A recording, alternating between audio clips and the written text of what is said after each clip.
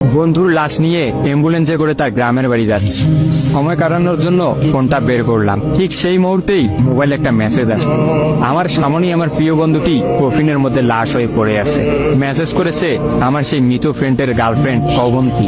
আমি মেসেজগুলো পড়া শুরু করলাম। ফাহাদ, আমাকে মাফ করে দিও।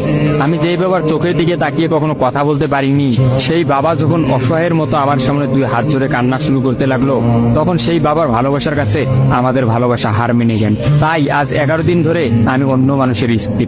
তোমাকে কথা দিয়েছিলাম জীবনের শেষ সময় পর্যন্ত তোমার সঙ্গে থাকবো। আমার সব সময় ভয় হতো যে তুমি আমাকে কষ্ট দেবে, হয়তো আমাকে ছেড়ে অন্য কাউকে বিয়ে করবে।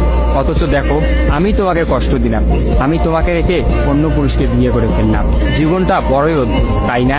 তোমার কি মনে আছে আমি তোমাকে কাঁদতে কাঁদতে বলতাম আমাকে কখনো ছেড়ে যাবে না? তো তুমি হাসতে হাসতে উত্তর দিতে, আমি তোমাকে কখনো ছেড়ে যাব না, তুমি আমাকে ছেড়ে গেলে যেতে পারো। তখন আমি অনেক রাগ করতাম, কারণ আমি তো তোমাকে পাগলের মতো ভালোবাসতাম। তুমি নেই এরকম কোনো পৃথিবী আমি কল্পনাও করতে পারতাম না। অথচ দেখো, আজ অন্য কেউ হচ্ছে আমার সামনে। রোজ তার সাথেই আমাকে ঘুমাতে হয়, ঘুম থেকে উঠে তার মুখটাই আমাকে দেখতে। মানুষের জীবন এমন কেন যে যাকে চায় যদি তাকে পায়,